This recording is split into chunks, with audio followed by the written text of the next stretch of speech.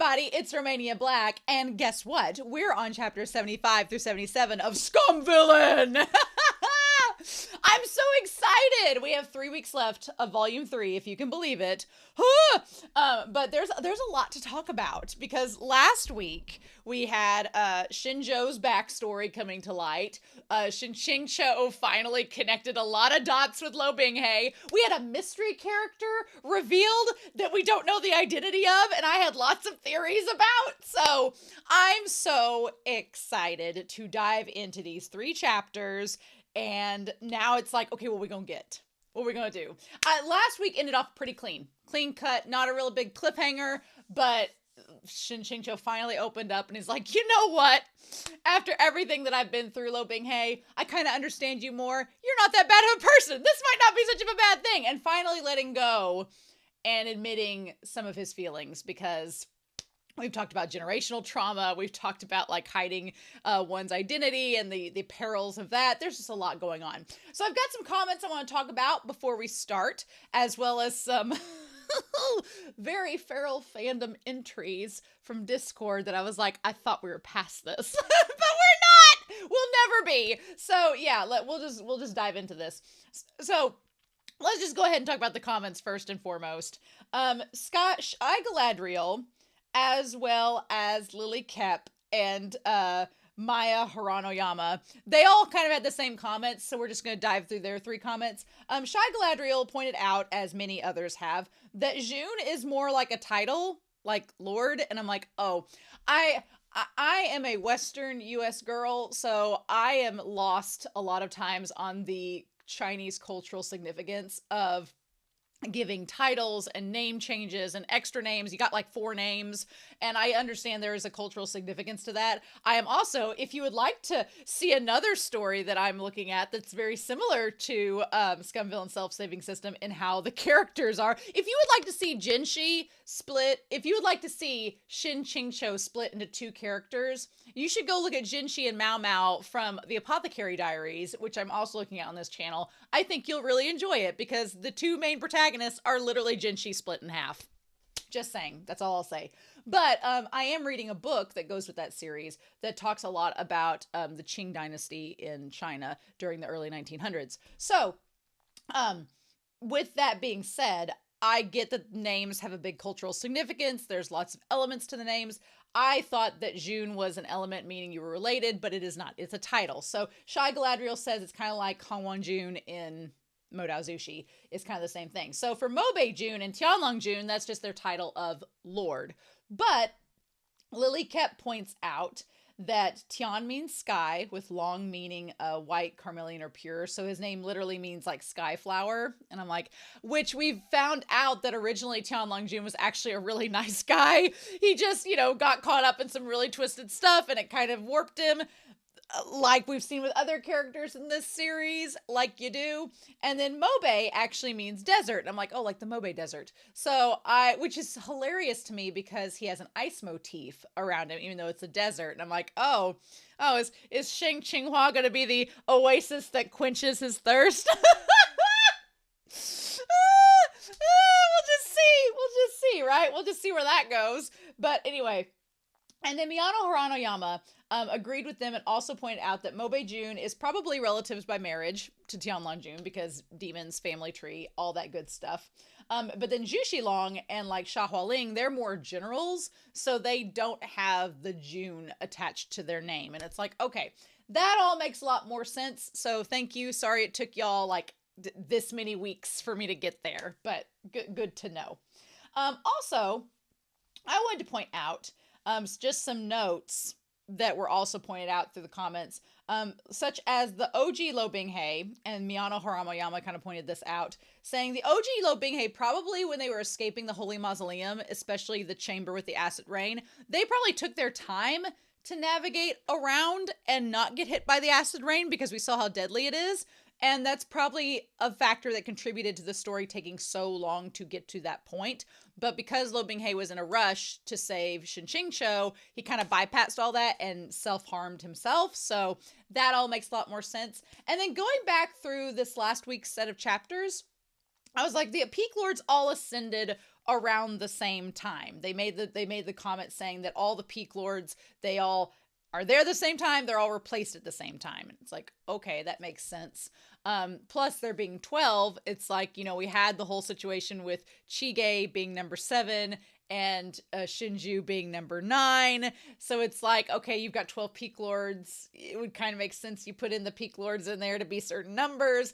It basically just means that the airplane shooting towards the sky opened up the possibility of the Chige character being a number of possibilities. And I'm like,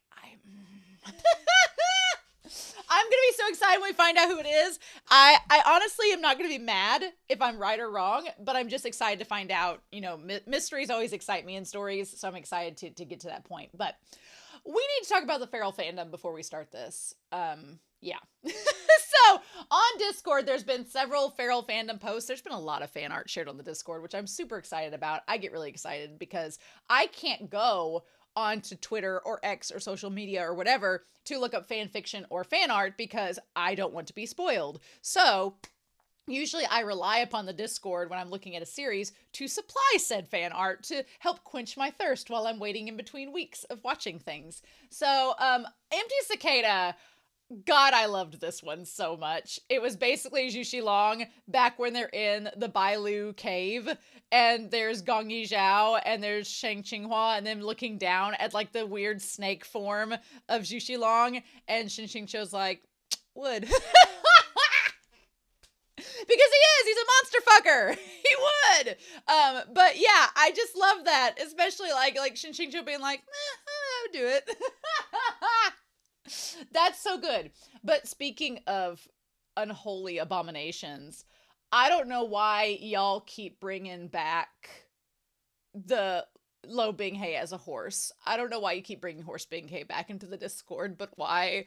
But Shipping and Writing and Melted Mush created these, but Shipping and Writing posted them, and I was like, God, no. I was like, I thought we were past this. But posting like Shen QingQiu riding on the back of Horse Binghe, and then Horse Binghe with the sword in their mouth facing a demon, I was like, And then I thought, okay, well, that's all fine and dandy, but we're past Skinzoon, right? We're past that, right? And Gabadoodle and as well as Shipping and Writing and them said, no, we're not. So Gabadoodle showed this card, which is a made up card from like Magic the Gathering, but apparently someone made Skinzoon shower curtains. I will not be getting them, for the record. I would like people to come into my home at least once. And if they saw that, they'd be like, and buy. So, but yeah, it says Skinzoon, Defender of Virtue, Legendary Artifact, Shower Curtain. And then there's a little teacup, and it says, any other person considering intimate relations with you flees and takes 10 psychic damage. Which is so funny. I love every element about this fan piece, but my favorite is the little tagline, because every card in Magic the Gathering has like a little tagline at the end. And it says from Low Skin Hay, it says, Skinzoon is so wrinkly because that's where he stores the nurturing. Where he stores the nurturing is so disturbing, and it's just like, no, but it's like a car crash, you can't look away. And then like days later, Shipping and Writing was like, oh, I'll probably have nightmares about this, and it's Skinzoon and his disciples.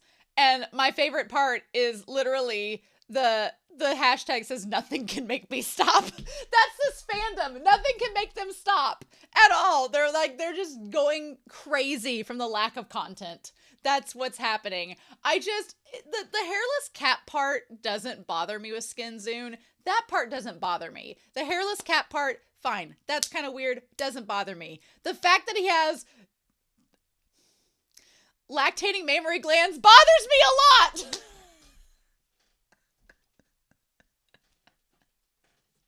I feel like I'm cracking under the weight of this fandom. But anyway, so I've talked for 10 minutes. We need to get started and dive into this madness that is going to be this week. So we're going to be looking at chapter 75 through 77 of Scum Villain's Self-Saving System, and just see what insanity MXTX brings us today. So, in any case, we're going to start and hopefully y'all enjoy, but I'm in a mood. Let's go. We're going to do this here in 3, 2, 1, and let's start chapter 75. Oh, part 20, Impending War. All right.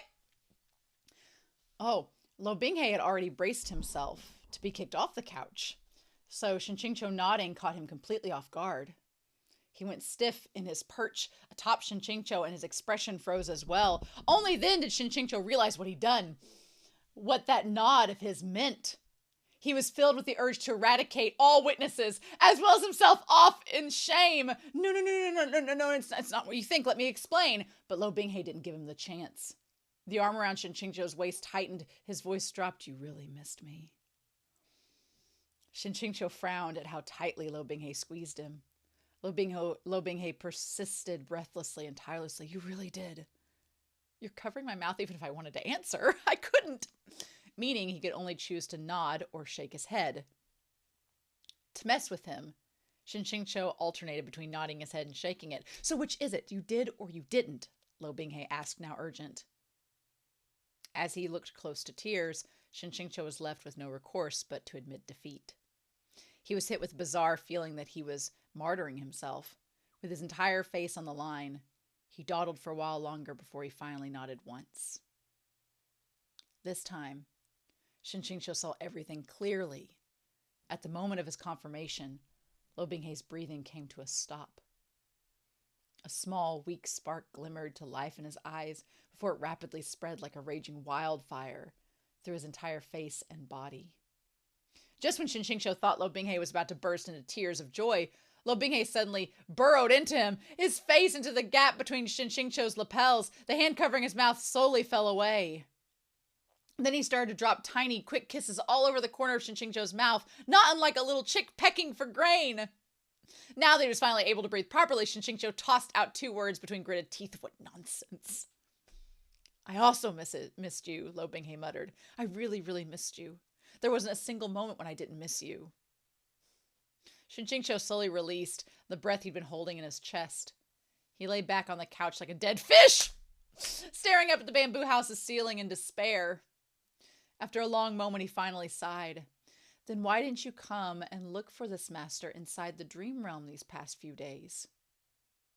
Lo Binghe stared at him with dark, moist eyes. Wouldn't Shizun find me annoying? Pestering him during the day, then pestering him more during his dreams at night, Shen QingQiu spent 24 hours a day staring at this face. Of course it was annoying. But somehow, while he wasn't paying attention, he'd become used to the pestering.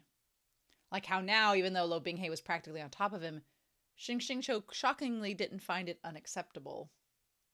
Exactly how had they reached this point? Wasn't it becoming a little much? You know that it's annoying, yet you don't show the least bit of restraint, Shen QingQiu said dryly. Well, it's not the first time Shizun's complained about me, so it's fine. I'll accept that I'm annoying. At these words, Shen QingQiu's heart couldn't help but throb a little. Just how far did Lo Binghe's love for him go? Even back during Lo Binghe's early days on Sangzhong Mountain, when he'd suffered that awful treatment, the moment Shen QingQiu expressed the tiniest kindness. He had wiped all prior harm he'd suffered from his mind and accepted Shen QingQiu into the depths of his heart without a moment of hesitation. Then Shen QingQiu unknowingly crushed that glass heart of his, and Lo Binghe picked up the pieces one by one like an abused young wife, gluing them back together. Whereupon he handed it back to Shen QingQiu full of hope and expectations, only for it to be crushed again and then glued back together, etc. Whenever Shizun is at Sangzhong Mountain, Lo Binghe had said quietly, when Shizun's with other people, he always smiles so happily. So I thought that you wouldn't miss me.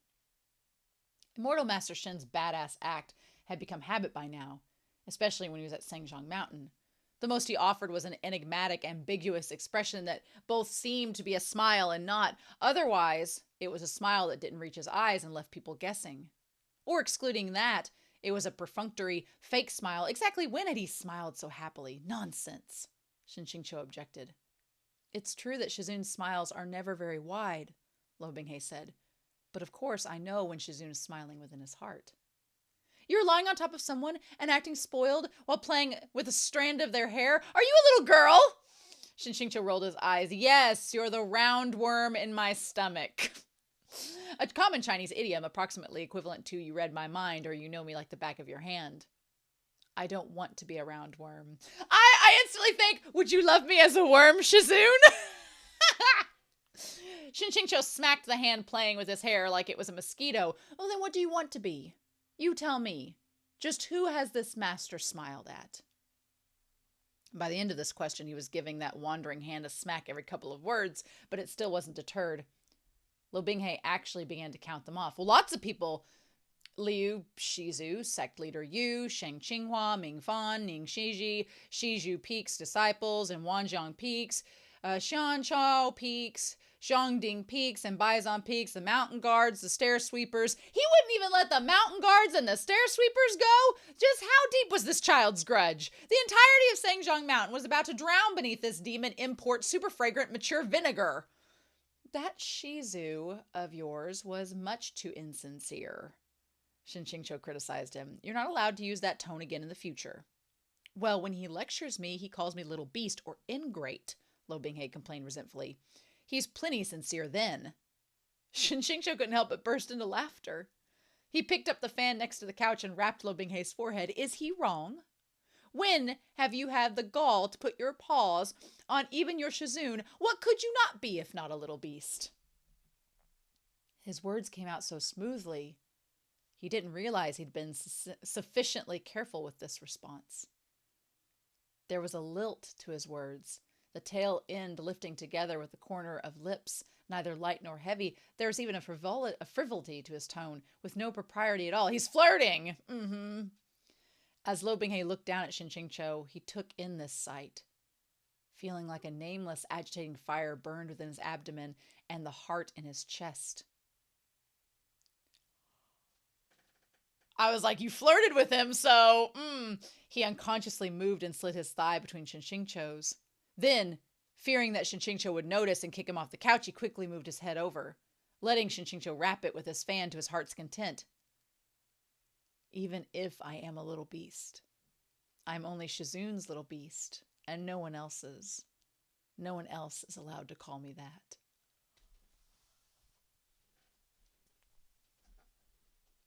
At those words, Shen QingQiu felt like he'd been force-fed a liter of sour plum soup. The nauseating sappiness was making his hair stand on end, and he almost snapped his fan right in two.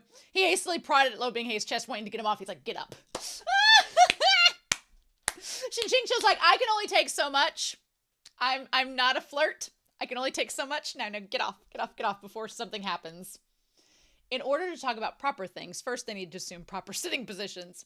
While they were on top of each other like this, any topic, no matter how proper, would become improper. Lo Binghe was reluctant, but he still pulled himself up to sit at the end of the couch. Shen QingQiu's like, if we keep this up, we ain't gonna have our clothes on, and we're not ready for that yet. After sleeping for 5 days, Shen QingQiu felt like his waist was about to snap. Thankfully, he could finally straighten it now. He thought his appearance was that of a frowning, grumpy old man massaging and kneading his waist and legs, but those who saw him wouldn't have come away with the same impression. His hair hung loose and slightly messy around his shoulders, while his collar lay askew, exposing a fair white shoulder and leaving his throat and collarbone in clear view. Furthermore, because he'd just been tumbling about on the couch, there was a soft flush to his cheeks as he frowned, head lowered and kneading his waist. At this sight, anyone with unruly thoughts would only become more unruly. Lo Binghe watched him, eyes unblinking, and then scooted closer and massaged his waist slowly. Oh, you shut up, MXTX. Shen QingQiu was satisfied. Good boy, how considerate. I have many more considerate traits that Shazoon doesn't know about. What a show-off! When you face off against Tianlong Jun, Lo Binghe continued, if Shazoon needs any help, feel free to call me. Shen QingQiu had been avoiding the topic of Tianlong Jun this whole time for fear of upsetting Lo Binghe. He hadn't expected Lo Binghe himself to be the one to bring it up. That was a little too considerate. He pondered for a moment and then said while deliberating, your father. Lo Binghe pressed his face into Shen QingQiu's shoulder and said stuffily, I have no father. I only have Shazoon. Shen QingQiu was silent. Why does it sound like I've become your father?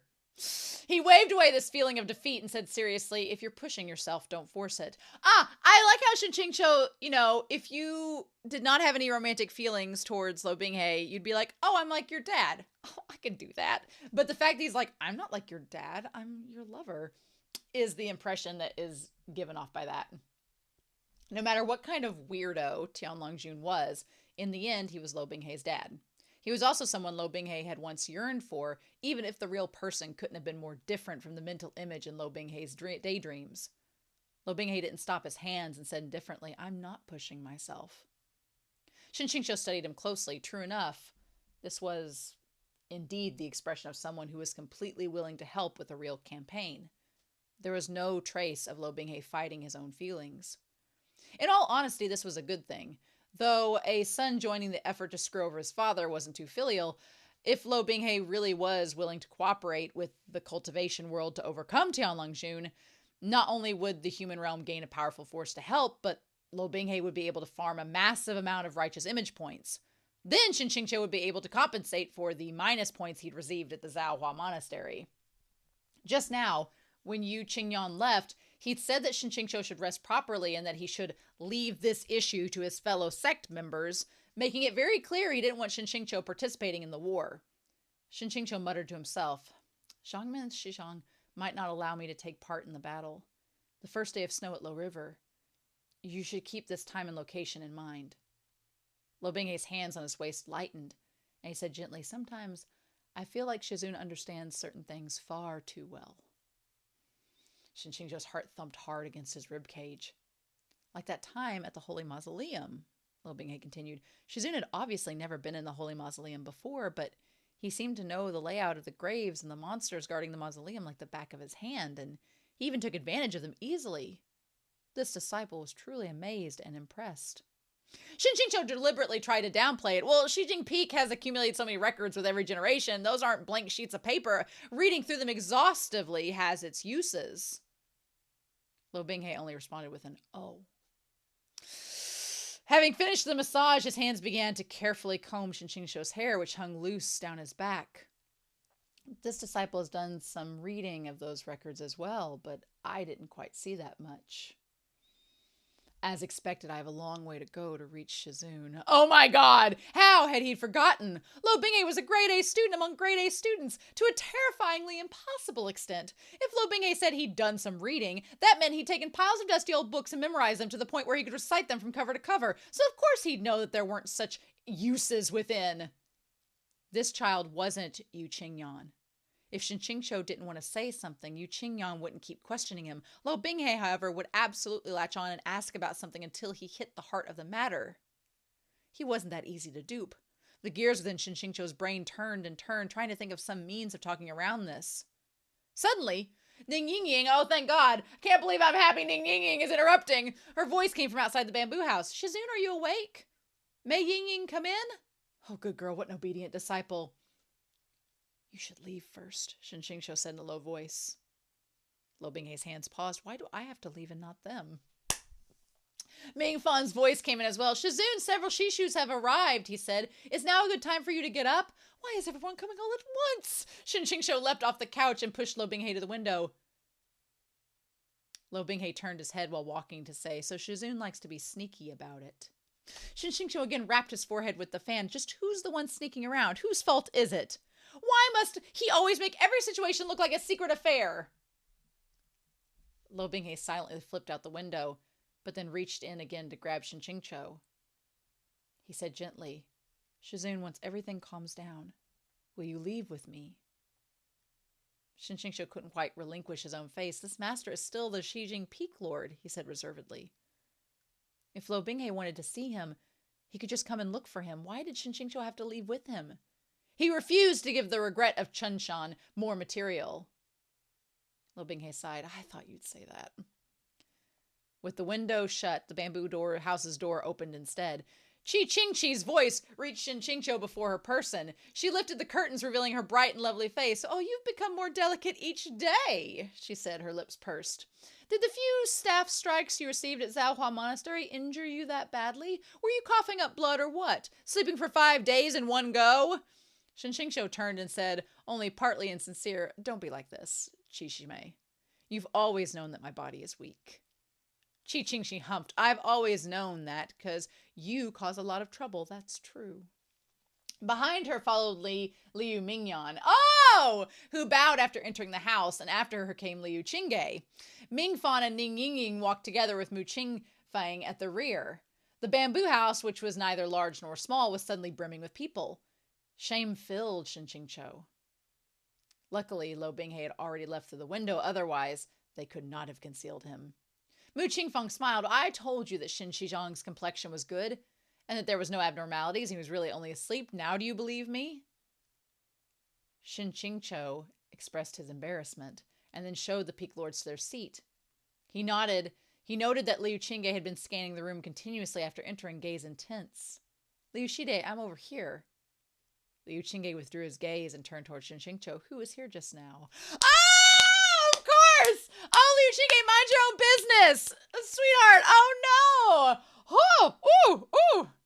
Every now and then, MXTX, it's been a long time coming in this book, but girl can write some romance, and I've been waiting for it for a long time, and we're finally here, and I'm like, Shen QingQiu specifically pointed at a seat for him. Jaemin Shizhong just left. Good catch. He picked up the tea kettle on the table. Mingfan hurried over to help, but Shen QingQiu waved him off, making it clear there was no need to intervene.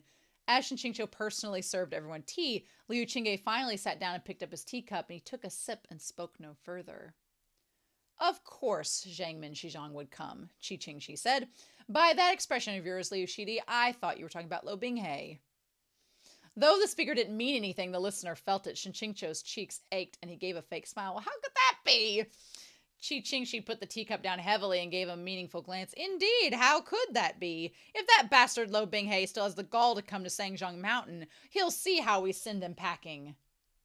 First, you must be capable of sending him packing, Mu Qingfang said from the seat behind her, hands tucked into his sleeves.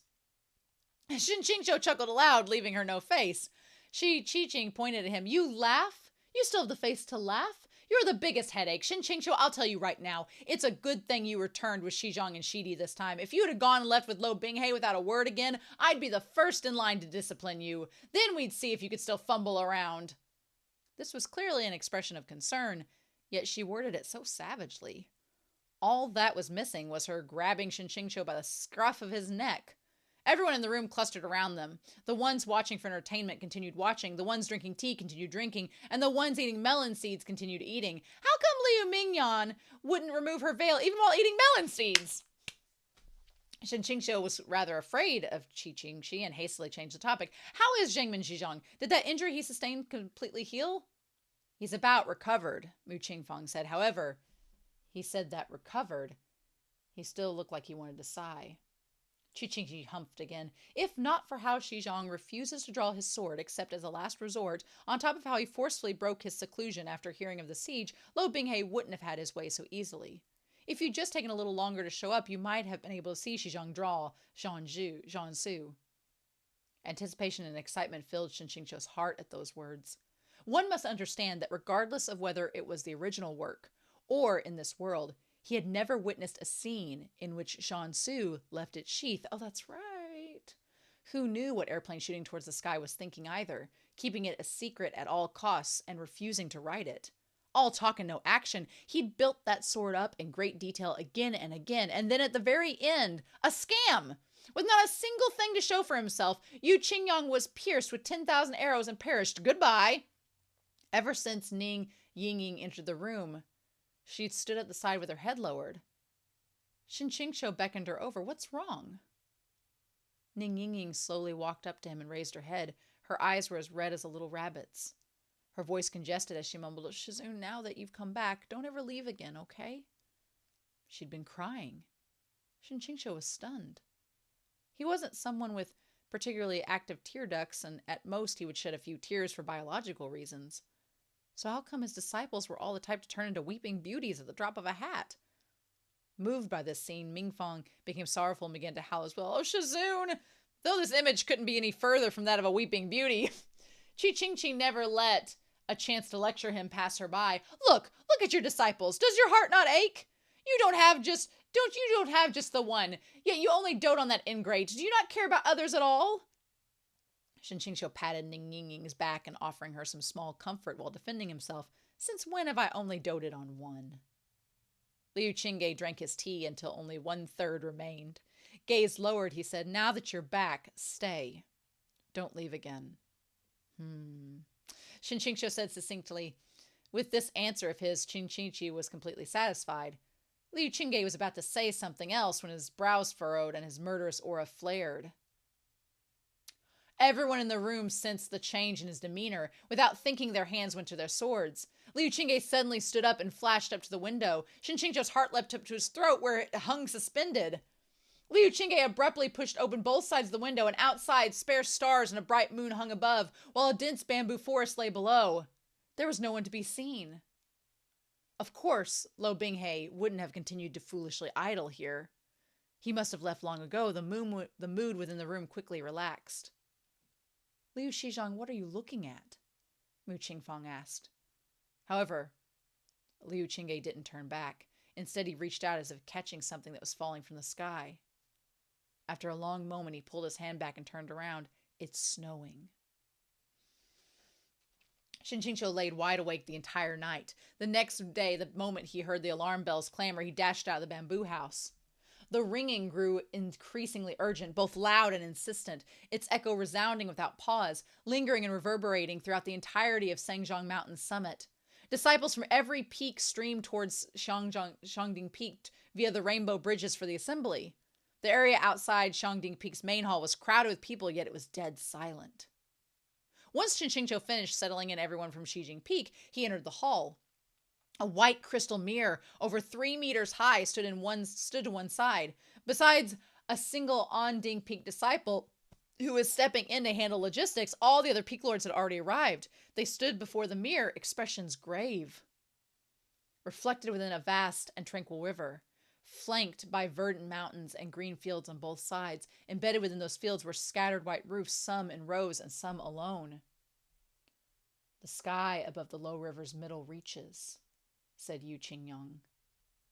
Above that scenery, a dark, cavernous mass had appeared, a gloomy and treacherous mountain ridge, like a black skull pitted with crevices, pierced through the clouds. It crept forth from the rolling storm, hanging inverted as it stared emptily down below.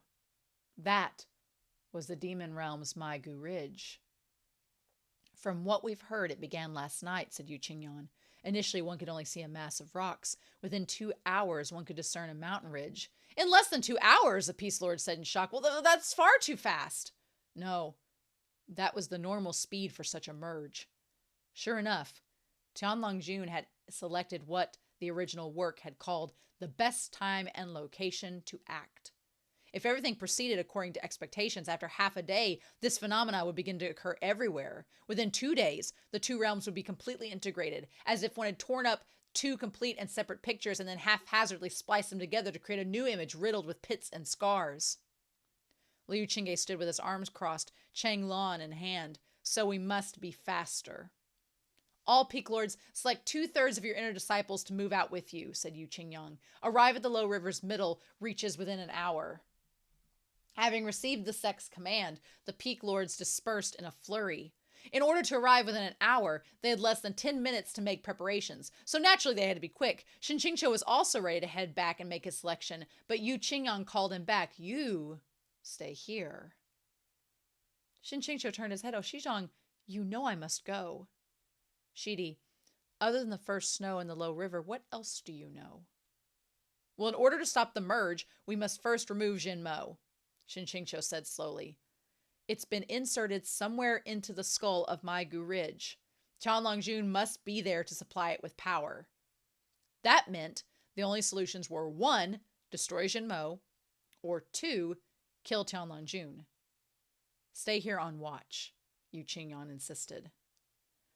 Shen QingQiu was about to say something, but Yu Qingyang lifted his hand and formed a gesture, as if he was about to cast a binding technique to directly seal Shen QingQiu within Shangding Hall. The sect leader was going to play hardball. Shen QingQiu's back tensed. He didn't know whether to reach for Zhuya. At this moment, a staggered chorus of shocked cries came from outside the hall. Both of them rushed outside and looked towards where the disciples on the field were pointing. Shen QingQiu drew a faint, chilled breath. In the sky over Sangzhong Mountain, surging clouds billowed like a furious, roiling ocean. Their masses suffused with a bloody glow. Ray after ray of red light pierced the horizon, and boulders wrapped in flames descended one by one like giant blazing meteors, hurling straight towards Sangzhong Mountain. Unperturbed, Yu Qingyang lifted his hand and formed a gesture. Shansu screamed forth, still in its sheath, smashing those boulders into fine powder. Like the aftermath of bursting fireworks, tiny particles drifted down, still carrying some residual warmth. Within the red clouds glowing like volcanic crater, one could faintly make out countless arms and howling heads, struggling and heaving, twisted like 1,000 expressions of agony, like a scene from hell. Fuck it all. It's the endless abyss. Shangzong Mountain really hit the jackpot, Shen QingQiu roared internally. Airplane shooting towards the sky. You had the stones to write an interdimensional merge, and the stones to explicitly write that Sangzhong Mountain's location would just happen to merge with the endless abyss. After this wave, who knew when or if the next wave of assaults would come? Who knew how much time they had before the 12 peaks merged with the endless abyss to become a sea of fire and lava, a hell on earth? No one could stay on Sangzhong Mountain, not anymore. Request assistance from the masters of Zhao Hua Monastery, Yu Qingyang said to that Anding Peak disciple in charge of logistics. Then he turned and raised his voice. Hear me, disciples on watch. The moment the barrier breaks, drop everything and leave the mountain immediately. The 1,000+ disciples on the field answered as one, yes. Yu Qingyang turned his head. Qingqiu, Shidi, head to the low river with them. Liu Qingge had finished picking out his disciples and returned. What about you, sect leader? I'll hold them off while I wait for Zhao Hua Monastery's assistance. I'll be with you right after. Zhangmin Shizhong, can you really handle this by yourself? Shen QingQiu asked. Or I could stay behind. Yu Qingyang actually smiled. When asked to stay, you leave. Yet when told to leave, you stay. Zhao, Shidi, really? Liu Qingge grabbed Shen QingQiu and dragged him away with a succinct, let's go. If he says he'll be right there, he will be. I can't decide if either of them is Chige. Part of me kind of thinks that Yu Qingyang is him from this exchange, but then he's also so powerful. I'm like, how did that even happen? So, I don't know. With a calamity imminent, Sangzhong Mountain finally gained the self-awareness expected of a cultivations novel's #1 sect. At last, no longer were they so carefree as to plod along by carriage or boat. Thousands of swords swept through the sky at lightning speed. If anyone looked up, they would have been seeing a dazzling array of lights, as if gazing at the Milky Way itself. It was a tremendously magnificent scene. Unfortunately, those eerie mountain rocks emerging from the sky left no one with the heart to admire this rare and splendid spectacle. As expected, Anding Peak was unparalleled when it came to logistics, possessing terrifying efficiency. The dispatch barrier troops from Zhao Hua Monastery clearly arrived with great speed and reinforced the barrier, for Yu Qingyang also extracted himself with extraordinary swiftness and just as swiftly caught up. In less than an hour, they all arrived at the low river's middle reaches.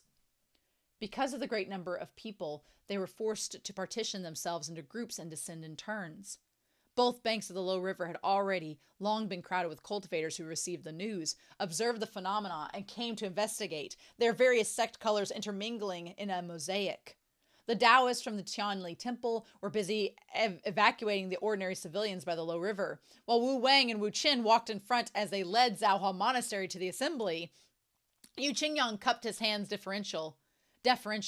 Many thanks to the masters for the disciples you sent to resolve our crisis. Without you, Sangzhong Mountain's 1,000-year legacy might have come to an end today and been unable to survive. That monk Wu Wang always had a lot to say, but today he kept his expression stony and remained silent. Instead, it was Master Wu Qin who wiped away his sweat and said, Amitabha, it was not only your honored sect whose 1,000-year legacy was at risk. Zhao Hua Monastery was too in danger of falling to this plight. I like they're kind of like the yin and yang of Zhao Hua Monastery, which is interesting. Yu Qingyang was a little surprised. Was that the case? Masters, you sent hundreds of your monastery's barrier disciples to Sangjiang Mountain. Did you have enough to defend the monastery? Shen QingQiu was also skeptical. Was Zhaohua Monastery really so enlightened that they'd help other sects even if it meant harming themselves? Wu Wang's expression worsened further. Master Wu Qin realized that he wouldn't talk, so he could only continue speaking in his place. This is truly difficult to say. It wasn't saved by our own strength, but with someone else's great assistance. Yu Qingyang was bemused. It couldn't be Tianyi Temple. Tianyi Temple always possessed a reputation for being lax and carefree.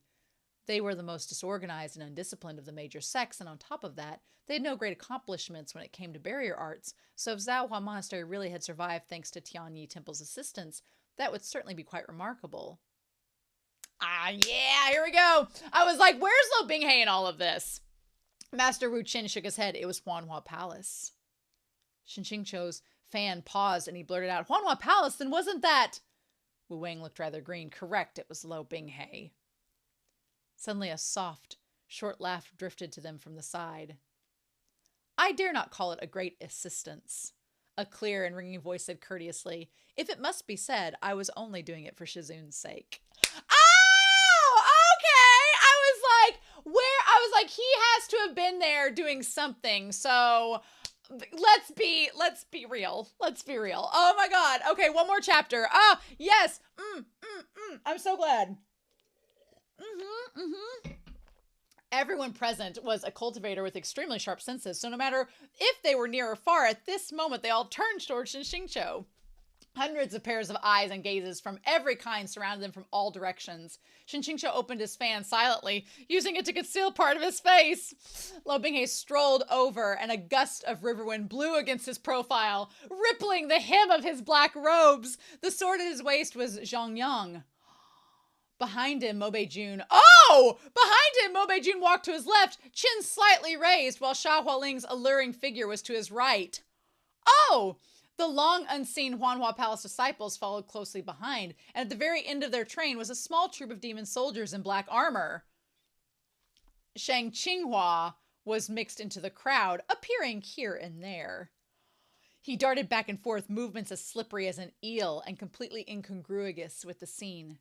The moment he and Shen QingQiu came face to face, hooks seemed to fire from their eyes, entangling their gazes as 1,000 swords and knives shot back and forth between them. It was quite exciting. I didn't expect Lo Binghe to be here with the demon army, with Mo Beijun and Sha Hualing, and with Shang Qinghua, who is like, oh, don't mind me, I'm not here, ha ha ha. And Shen QingQiu was like, you got some explaining to do, bitch. Lo Binghe cut through the crowd. We better get something with Shang Qinghua, I tell you.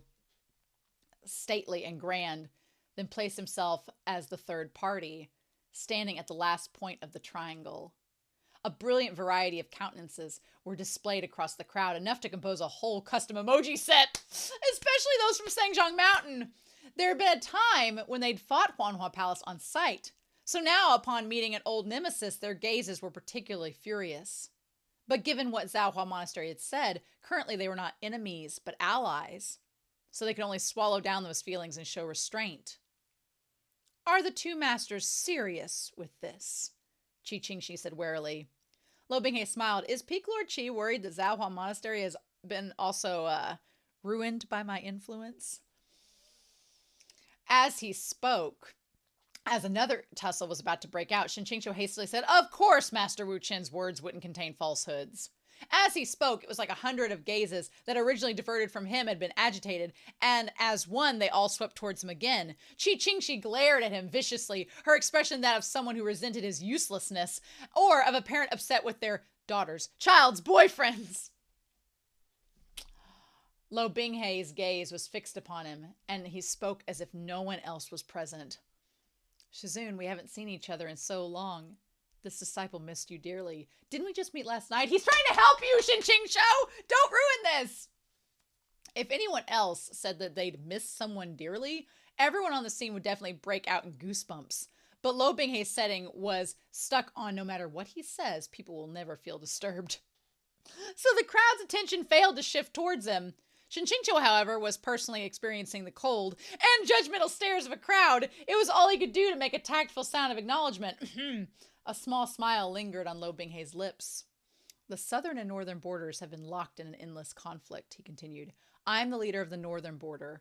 We don't agree with this act of merger, and therefore, this time we're willing to lend you our strength to join hands to repel the enemy.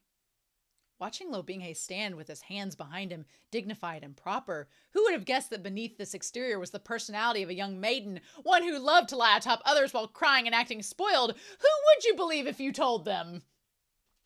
Forgive this used suspicion, but when we last met at Zhaohua Monastery, we parted on unhappy terms, Yu Qingyang said calmly. Now Palace Master Lo suddenly wishes to join hands with this cultivation world to repel his own birth father? I only do things for one person, Lo Binghe said shortly. I neither know nor care about anyone else. He hadn't said who the person was this time, but did it matter? Was there a point? On this snowy winter day, Shen QingQiu fanned himself so hard, his literature club appropriate folding fan almost turned into an electric one. If only he could blow all those gazes still aimed at him to somewhere beyond the 9 heavens. One of the sect leaders let out a dry laugh. Peak Lord Shen has truly raised a good disciple. He's become our cultivation world's tremendous fortune. Though he said raised a good disciple, the tone was no different from the way he might say married a good husband. When Shen QingQiu heard this, his fanning began to carry a hint of murderous intent. Wu Wang looked as if he was itching to beat those 2 degenerate creatures to death with his staff. If Benefactor Lo wishes to help us, there could be no better outcome, Master Wu Chen said hastily. We request that Sect Leader Yu handle all overall management of the situation. The sect had always silently recognized Yu Qingyang as a capable pillar during times of crises, and now he automatically slipped into the task of formation and coordination. I request that Zhaohua Monastery have their remaining manpower set up a barrier, and impede Mai Gu Ridge's descent. It must be prevented from making contact with the river surface. Master Wen looked troubled. Well, of course we'll do our best. However, the low river is vast, with a great distance between those 2 banks. Without a place to stand, the foundations will be unstable, and it'll be difficult to set up arrays. Yu Qingyang thought for a bit. What if our Peak's disciples support you with their swords? Could you set up the arrays in midair? No need to go to that much trouble, said Lo Binghe. He tilted his head without speaking, and Mo Beijun left the ranks by himself, walking up to the riverbank. He stepped onto the water's surface, but did not sink. From where he stood, sturdy ice rapidly spread outward. After a short time, a stretch of water had frozen into ice a meter thick, and the area expanded unceasingly, freezing the swimming fish in place. With only a bit longer, he would probably freeze the entirety of Low River's middle reaches rock solid. When it came to output, the demon race had a natural advantage. Gasps of surprise as well as expressions of displeasure rose around them. Wu Chen gave continuous thanks, but Lo Binghe showed not a hint of arrogance. He only looked back at Shen QingQiu, his eyes very bright, like a damn puppy. And he's like, hey, look what I did. Shen QingQiu noted that he'd farmed quite a few righteous image points and that the crowd's air of hostility and wariness was no longer as heavy. Satisfied, he couldn't help but say, well done. A smile bloomed on Lo Binghe's lips. Somehow, Shen QingQiu's lips too curled upward. When he realized what his face was doing, he immediately tugged the corner of his lips down and managed to control his expression. Internally, he wondered, how come it isn't only tears that are infectious, but smiles too? Okay, Grinch heart, guess you grew 3 sizes today. Oh my God, Shen QingQiu, really? Next, Yu Qingyang delegated tasks. Tianyi Temple would continue to spread out to locations beyond the Low River, where the more phenomena of the merge were starting to occur. There, they would protect and evacuate civilians. After them came Sangjiang Mountain. After pondering for a while, Yu Qingyang said, when the first wave of demons from the southern border breaks through, Baizan Peak will meet them. Only 40 people had come from Baizan Peak. Someone couldn't help but say, the southern border is a great variety of demonic beasts, each more powerful than the last. Can 40 people really hold off that first wave of assault? Imagine doubting the battle ability of those battle fanatics. Liu Qingge stood with a foot on some rubble, his sword tassel, white sleeves, and black hair dancing wildly in the wind. He didn't answer them directly, only coldly addressed the disciples behind him. Those who don't wish to kill at least 1,000 can go crawling to Anding Peak. The 40 answered in unison, yes! Don't discriminate against Anding Peak. Shen QingQiu muttered Logistics above all! Pride goeth before the fall! Yu Qingyang continued to make arrangements. Shangding Peak, Shanshu Peak, Qianqiao Peak, each had their own station and duties. Shen QingQiu saw how carefree Lo Binghe seemed, and he couldn't help but ask, "How many people did you bring? Not going to make assignments?" The moment he opened his mouth, he felt countless ears pricking up, breaths pausing as they eavesdropped attentively. Even the whispers in the crowd had quieted a fair amount. The lovely Taoist nun triplets nearly let out a curious giggle. "I brought everyone I could," said Lo Binghe, "and the assignments are easy." As he spoke, he pointed behind himself at Sha Hualing and Mo Beijun. "Xu Zhangjun is hers. The ugly beasts are his." "So you're making the daughter backstab her father again? This was practically anything else?" Shen QingQiu asked. Lo Binghe nodded solemnly. "Yes." His face spread into a smile. "And Shizun is mine." A cough sounded all around him, and Shen QingQiu felt like his face was about to fall off from shame. He closed his fan with a snap, holding it in his hand as he adjusted his expression. "This master has something to say to the former Onding Peak Lord," he said sternly. "For now, go consult the sect leaders and discuss your plans for receiving the enemy." He fled right after, not bothering with anyone's response. He grabbed Shen QingQiu and, like lugging a dead pig, dragged him to a tree that was slightly out of the way. "Why aren't you dead yet?" said Shen QingQiu. "You should have died 800 chapters ago. Why hasn't Mo Beijun snapped your neck?" Shen QingQiu straightened his collar. "Master Shen, you should have died before me, but you're still running around in perfect health. Can you really say anything?" "Oh my god, I'm so excited about this!" Shen QingQiu rested his forehead on his hand and sucked in a deep breath. "Towards the sky, bro. Great master airplane. Were you not held enough as a child or something? Huh? The original backstory for Shen QingQiu that you mentioned was a sicko abusing him in his childhood? Do you really love writing miserable and tragic pasts that much?" "Tragic characters are more popular," said Shen QingQiu. "Bullshit. He got two comments flooded. He got two comments. Comment floods yelling for his castration. And you're telling me that that's being popular?" "Wasn't that because I axed the backstory?" Shen QingQiu presented his logical counter-argument. "Wasn't Binghe tragic? Wasn't he popular?" He still had the gall to use Lo Binghe as an example. Shen QingQiu whacked him with the fan. "Just how much do you really like this trope?"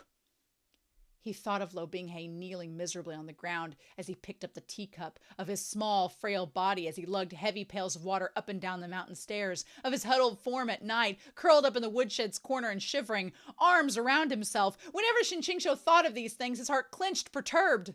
He wouldn't feel better unless he beat someone up, and that someone had to be airplane shooting towards the sky. Shen QingQiu looked at his face and said in astonishment, "Cucumber bro, what kind of expression is that? Don't tell me that you're distressed. I always thought you'd be the type to firmly stand your ground, Cucumber bro. I always thought that you were straight." Shen QingQiu kicked him. "I don't have the time for your nonsense." "Not beating the allegations! Tell me, how are we supposed to beat Tianlongjun?" "Well, don't beat him," Shen QingQiu said, distressed. "Don't you find him pitiful? Though to tell the truth, I have no idea how to beat him because I never finished sorting out the details in the outline. If we don't beat him, you and I will be the pitiful ones. If you have no idea, think now. You are the one who created this world's logic. Your thoughts themselves are the outline." He hadn't finished speaking when Lo Binghe's voice drifted over. "Shizun, are you done? If you're about finished, it's time to leave." It hadn't even been 5 minutes. Shen QingQiu quickly turned around. "Leave? Both sect leader you and I think it's best for everyone to send 10 people to extract the sword. Will Shizun go? If Shizun goes, I'll go." "I can," said Shen QingQiu, and after a pause, he pointed to Shen QingQiu. "And bring him." Shen QingQiu's face paled in shock as he pleaded with his eyes, "Oh, Cucumber bro, spare me!" But Shen QingQiu had already sauntered off. "Oh my god!" Liu Qingge and Baizan Peak were responsible for guarding the ice. Shen QingQiu passed by him and then suddenly doubled back and said only partly insincere, "If he asks his disciple to kill 1,000, then Shidi must be a role model and kill 10,000 himself." Liu Qingge humphed. "I'll kill all who dare come." Not concerned this time? Liu Qingge thought for a bit and then reluctantly said, Shengmen Shizhong will be there. Lo Binghe tugged on a corner of Shen QingQiu's clothes. Shizun, let me fly with you. Shen QingQiu looked down at his waist. Well, don't you have a sword? Now that he was only dealing with Shen QingQiu, Lo Binghe immediately dropped his badass darkened demon lord facade. He said bashfully, well, lately I've used too much demonic chi and not enough spiritual energy, so I've kind of forgotten how. The remaining 10 or so people all looked towards them. Shen QingQiu didn't want to drag this out. Get on! He said recklessly! Their swords soared high into the sky. The moment they entered Mai Gu Ridge, they descended. So Lo Binghe didn't get that much time to feel him up. Oh my god! They landed in a patch of jagged rubble. White rocks were densely packed into a forest, withered bones sprouting in the gaps. Looking up, eerie trees rose into the sky, pitch black in color, intertwined and interlocked. An unknown monster's cackles mingled with the calling of crows, the sounds reverberating over the ridge. Before they could find Jinmo, they'd probably have to search the ridge for a while. Mai Gu Ridge has many demonic creatures, Shen QingQiu reminded everyone, so it would be best not to touch anything that looks alive. As a demon, and also because he needed to express how sincere he was about cooperating, Lo Binghe naturally situated himself at the forefront, and Shen QingQiu walked with him, side by side.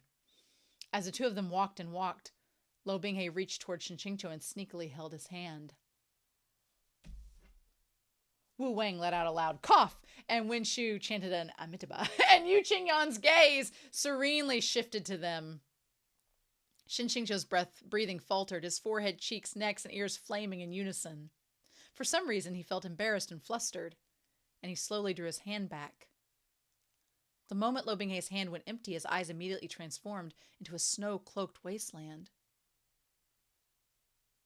He quickly laughed and said in a hushed voice, "What are you afraid of? They need my assistance, so they won't say anything."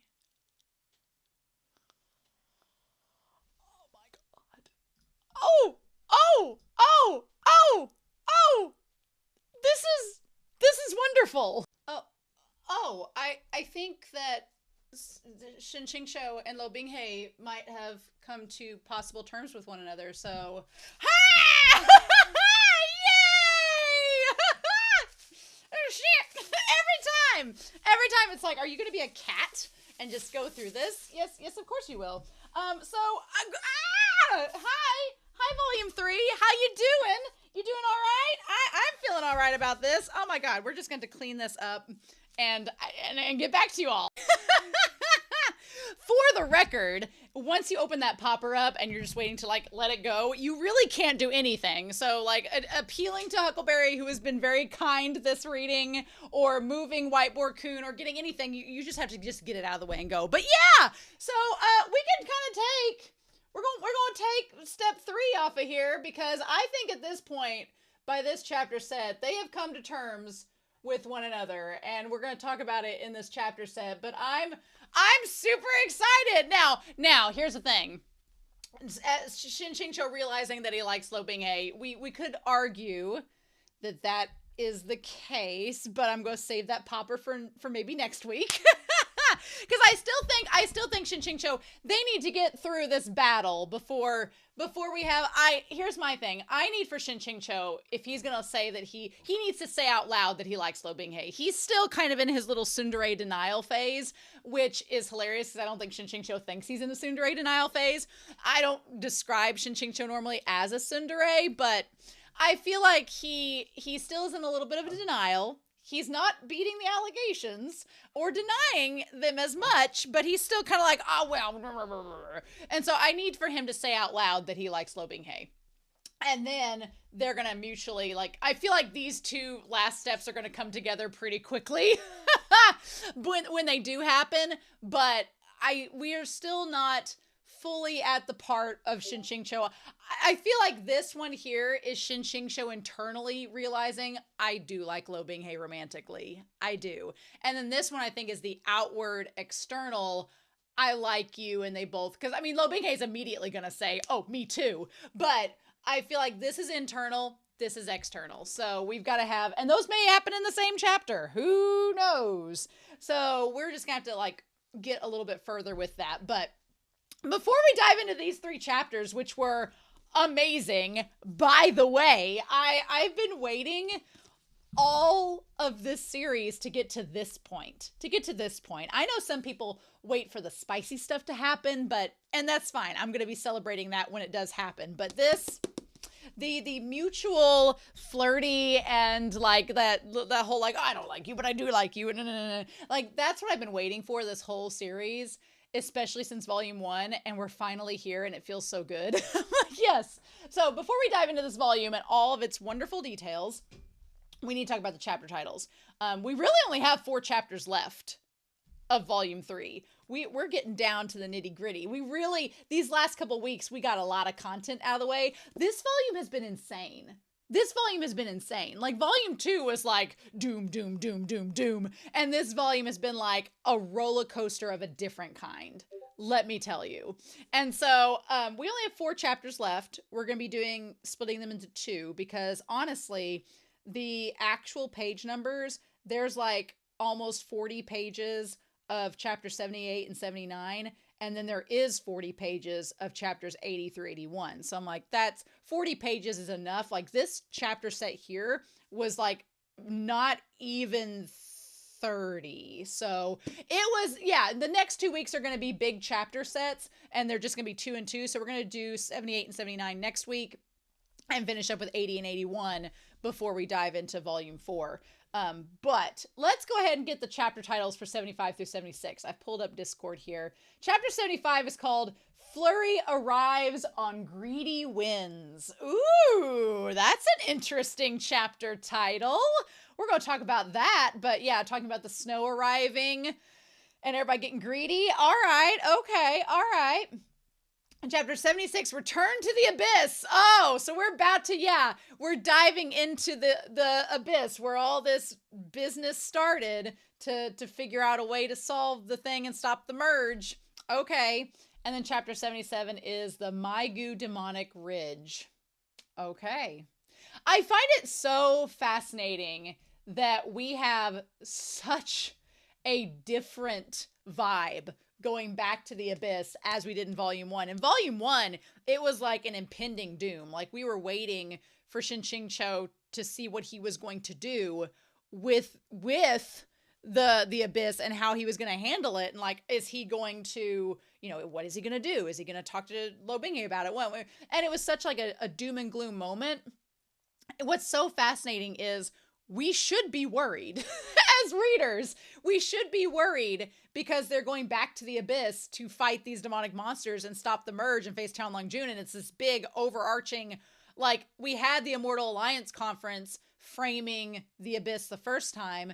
And now we have all of the sects coming together to fight this seemingly impossible force the second time. It should feel the same doom and gloom, but I think that there's 2 factors that really make me feel less worried, which maybe I should be worried. Maybe I should be worried. And I'm just like blissfully like, oh, what a fun set of chapters. And y'all are like, you should be worried. But the reasons I'm not are twofold. One, I think because we're on volume 3 of 4. When the abyss happens in volume 1, there's that sense of dread as a reader, especially when you know how many volumes are in a series. You're like, oh crap, this is the first volume. There's going to be a lot more content that we have to deal with after this. Ugh. Also, I'm noticing that there's a teacup here, which ties back to Shinzhou and his whole backstory and the whole stuff with Lo Binghe and him. So fun times, nice little symbolism there. But I feel like that was one scenario. And 2, back during the first abyss, there was this fear of, oh my God, well, Shen QingQiu has to knock Lo Binghe into the abyss. It's going to cause a rift between them.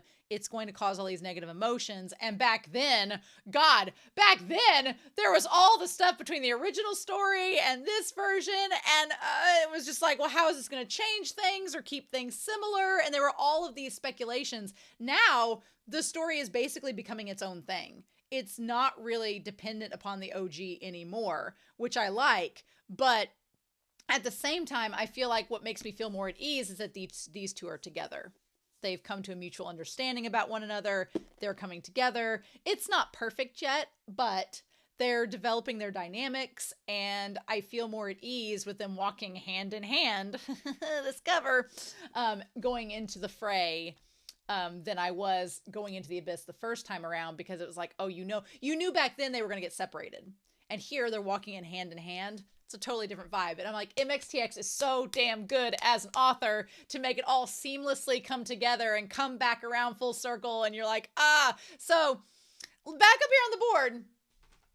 We have not checked in lately with our B points, anger points, heartbreak points. We haven't checked in with any of those. We suspect that the reputation points are on the rise based on what's happening, but we didn't get the system telling us anything. The system's been very quiet lately, which is comforting and disturbing at the same time, because I'm like, whenever the system comes into play, you're like, ooh, what are we doing? So I'm curious to see in the next couple of chapters, especially the rest of this volume, like, what is the system going to do?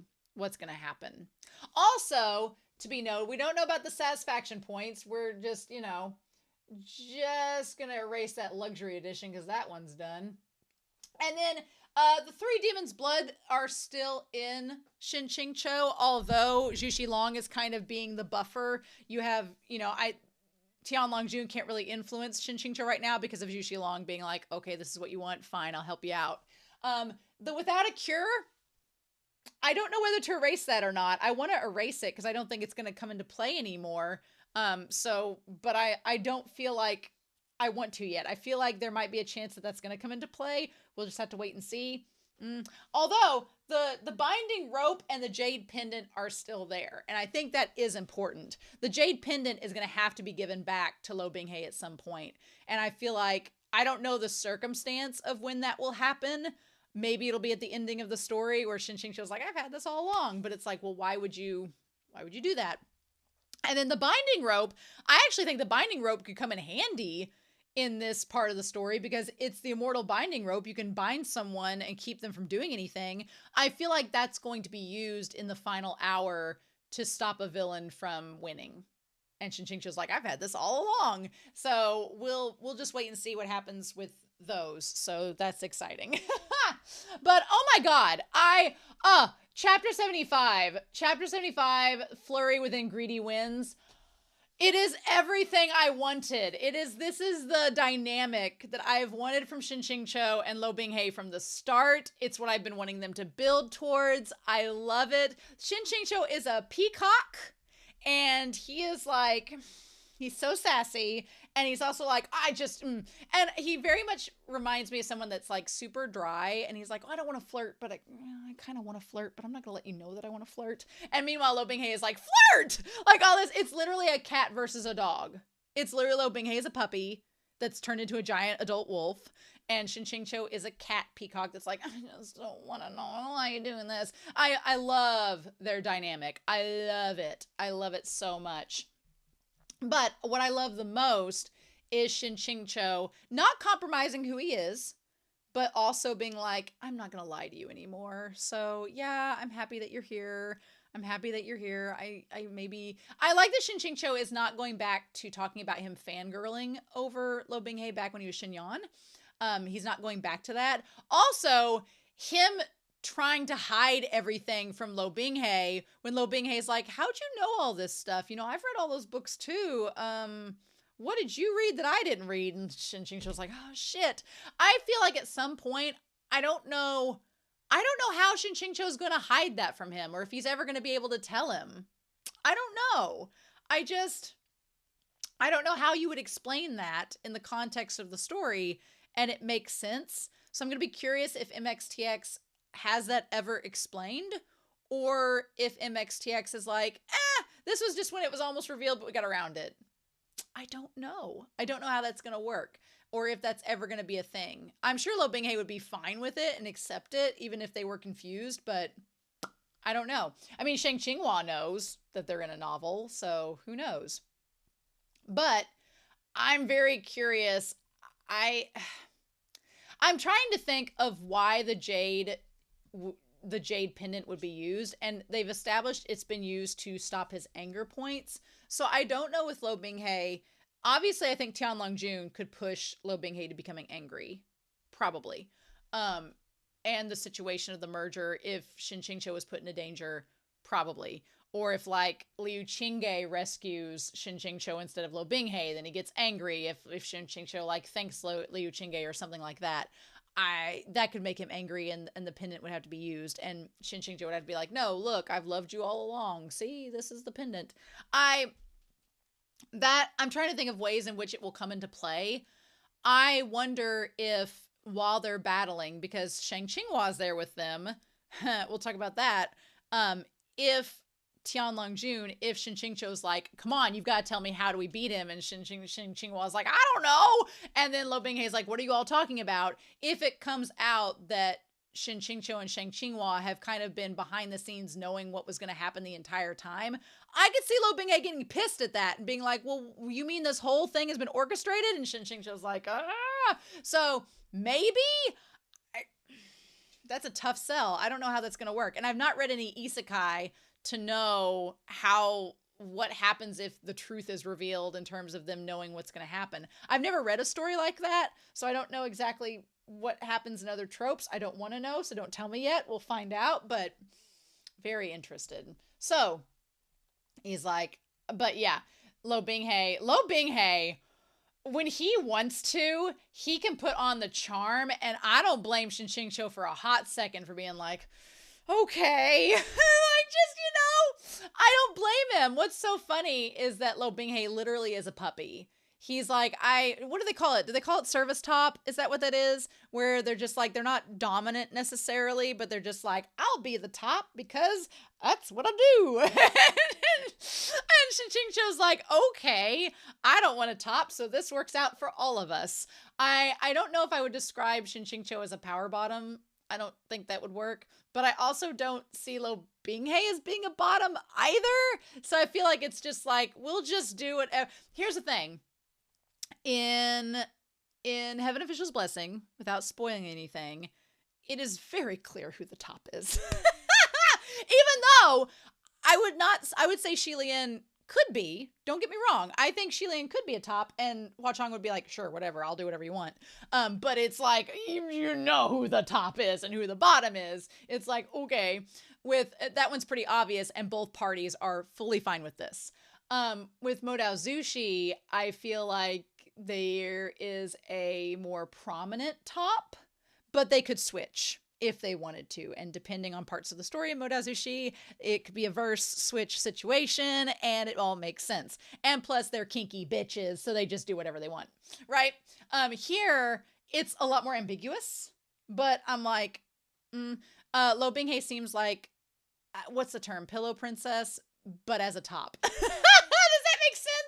Does that make sense? He's just like a puppy that's like, I'll just do whatever you want me to, Shizune. And Shizune's like, okay, here's what you're going to do.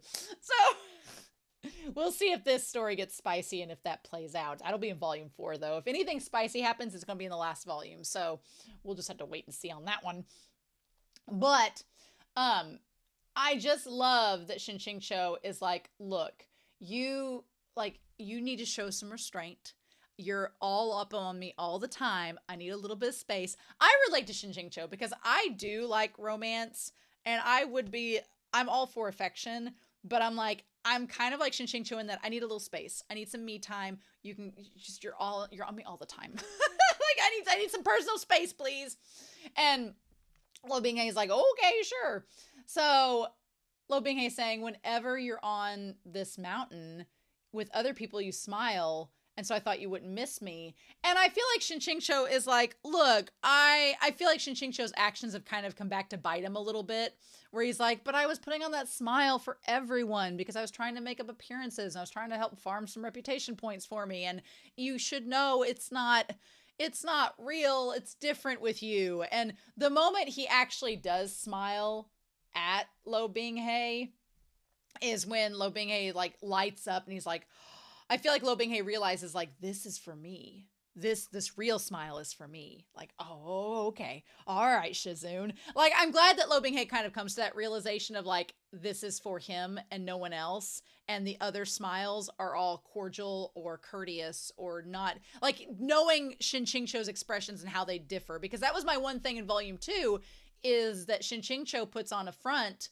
And it's like, you got to see past it. And Lo Binghe couldn't see past it. He was just assuming these things about him. And now he's realizing, okay, this is what Shizun does. And so he can kind of navigate it. But the whole point here, the whole exchange where Shen QingQiu's like hitting him on the forehead lightly with the fan. And he's like, well, because he's like, you're getting on to Liu Qingge, and you need to leave him alone. And Lo Binghe is like, well, he calls me a beast and he's a big meanie. And Shen QingQiu is like, hey, you know what? You've been kind of a big meanie yourself. So why shouldn't he say that? Like, have a little courtesy. And then when Lo Binghe is like, well, I'm only a little beast for Shizun. Only Shizun can call me that.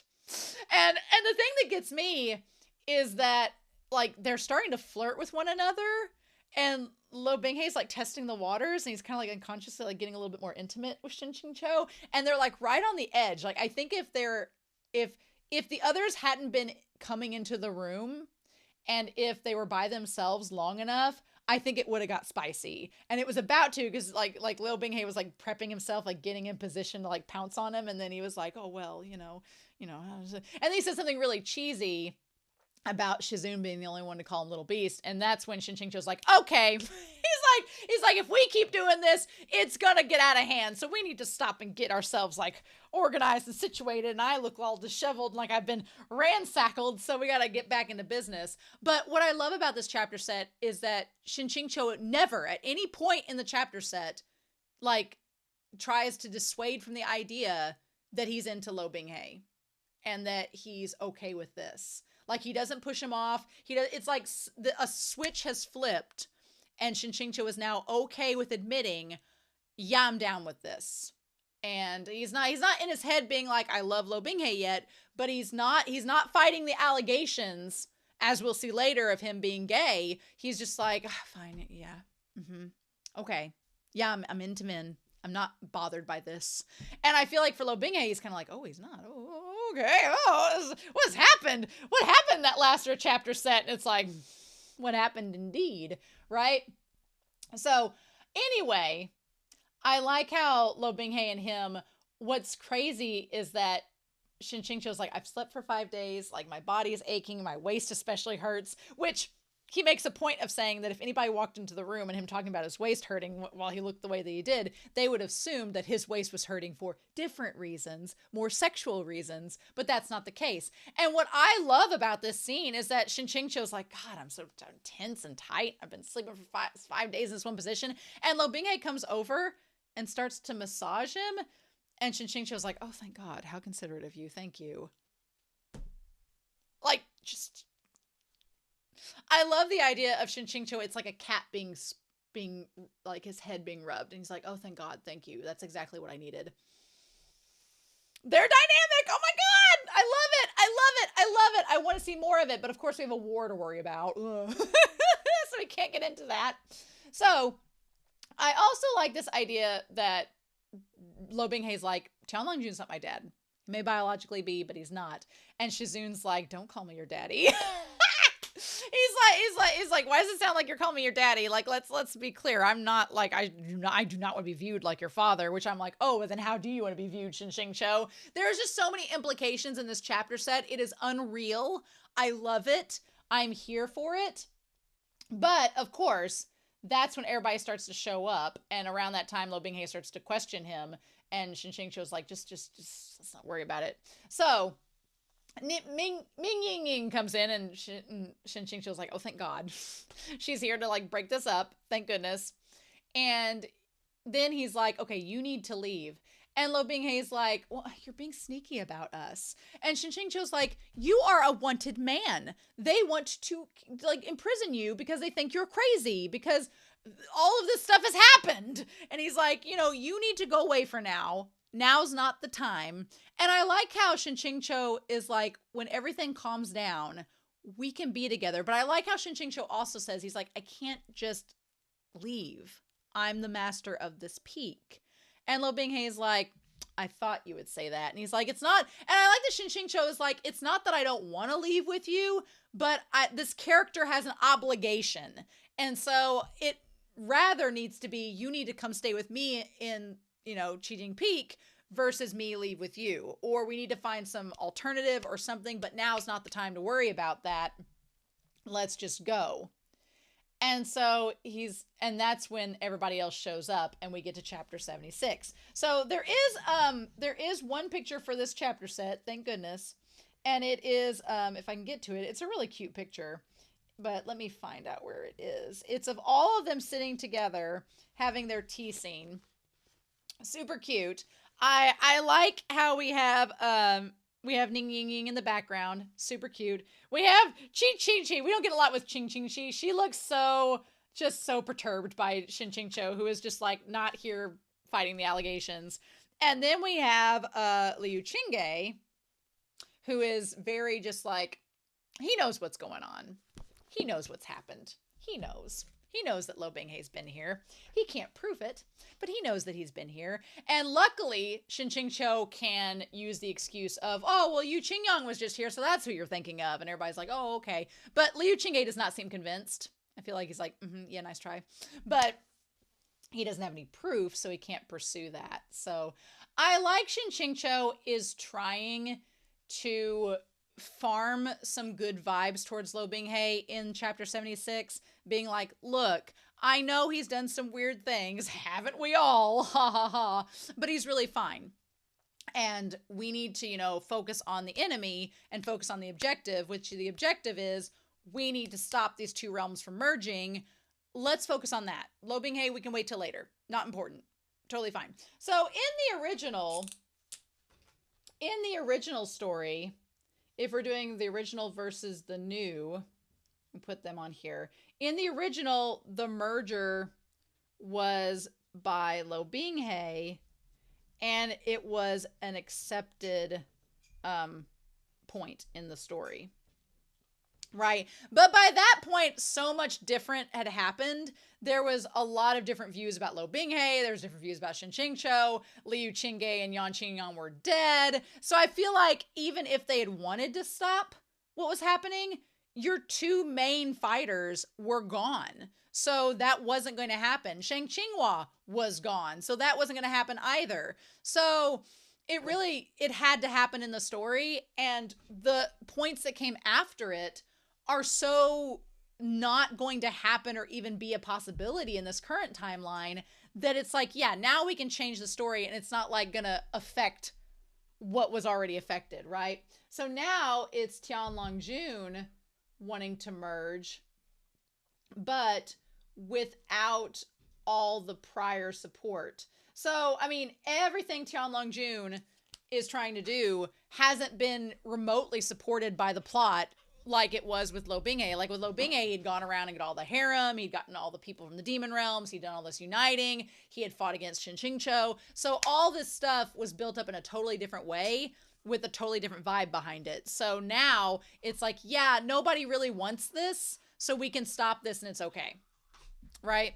Which is interesting to me. So yeah. And so then, of course, Ning Ying Ying and the others ask Shen QingQiu not to leave. And I feel like Shen QingQiu, again, is going to tell Lo Binghei, I can't leave all these people. I've kind of, I've not only farmed a relationship with you, Lo Binghei, but I've also created relationships with these other characters. I can't just leave them. And I think that's going to be a point of contention is him having these relationships with all these other characters, which is interesting to me because in the other MXTX novels, without spoiling much, there definitely is that vibe that the protagonist could just leave and go off and do their own thing, or want to go off and do their own thing, or deserve to go off and do their own thing and get away from everybody else. And it's kind of accepted and like, oh yeah, that's fine. That's a fine ending. But here, it's kind of like there's a lot of characters that really like Shen QingQiu, and if he just ups and leaves them, they're going to be really distraught. So, I mean, I'm curious to see how MXTX is going to end the story, especially with all these characters not wanting Shen QingQiu to leave. I'm curious if he's going to get Lo Binghei to be accepted back into the sect or what that's going to be. Yu Qingyang never really gave an answer to whether Lo Binghei was welcomed back, so we'll just have to see where that goes. But yeah, and of course, Shen QingQiu's like, since when have I only doted on one disciple? Which also means that like Shen QingQiu telling Lo Binghe, like, I can't just leave with you because I've developed these relationships with these others. I can't just leave them behind as well, you know? So I think that that's going to be interesting to see how MXTX handles it. I don't know how that's going to go, but it's going to be interesting to see. Now, I wondered when Liu Qingge leapt towards the window, why he was suddenly leaping towards the window. I mean, there's the snow that's falling, so maybe Liu Qingge was so convinced that Lo Binghe was going to spring out or be there. He was on his guard, and so he was just like, you know, who is it? And then it starts snowing, and it's like, okay, here we go. So yeah, they all get ready. All of the forces gather, which is so crazy. So if we want to talk about the Immortal Alliance Conference versus now, we also have this idea that all the sects gathered. But the thing about it was that it was just the disciples or the fresh disciples that were sent out. And here it's like all sects are gathered, but it's forces combined. So I feel like, again, if the point of Shen QingQiu was to make the story make more sense and be more fleshed out and be more cohesive, then unlike the very first Immortal Alliance conference where it was just, we'll send out the kiddos and we'll just sit here and drink tea while they get slaughtered. Here, it's like everybody's working together. So it's a much more unified front. It's more cohesive. It makes more sense. It's more dynamic. So it's, again, changing things and making the story better. Like you do. But yeah, so then they talk about the idea that the sky above the low rivers middle reaches, and they talk about the demon realms Mai Gu Ridge and everything starting. I love the description that MXTX gives us of two pictures ripped up and pasted back together, so it just all looks distorted and weird. Again, it's like the upside down and the real world merging together. Everything's all combined, but it's causing chaos and havoc, right? It also makes sense when Lo Binghe shows up saying, the northern demons don't want this. We don't want our worlds to be merged with yours. We like what we've got. We don't want there. I wonder if Six Balls will show back up. Will Six Balls make an appearance? He weighs 6 balls, so thus he has an appropriate name. I would love it. I would love for Shang Qinghua to have to deal with 6 balls. That would be great. And Huckleberry's getting into the party poppers, which he should not be. As he looks back to me like I was like, get out of them party poppers.